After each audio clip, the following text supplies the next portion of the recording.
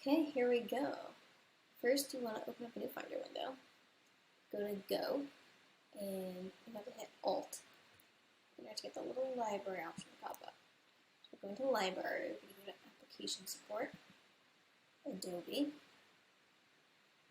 Course Sync, Plugins, Live Type, and now it's empty. So you have to hit Command, Shift, period. And you have these mysterious files in here. Go to .r. Here are all of your Adobe files, but they're not named.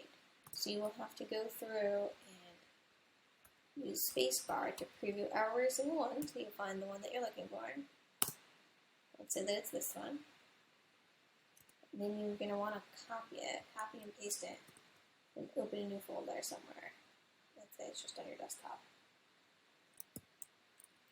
Fonts, paste in those fonts, and to get them to not be all faded out, you want to rename them. Font 1. Now if you go back in, it's a regular font. And then you can upload it into Canva or send it off to a client to move the font, whatever you need it for.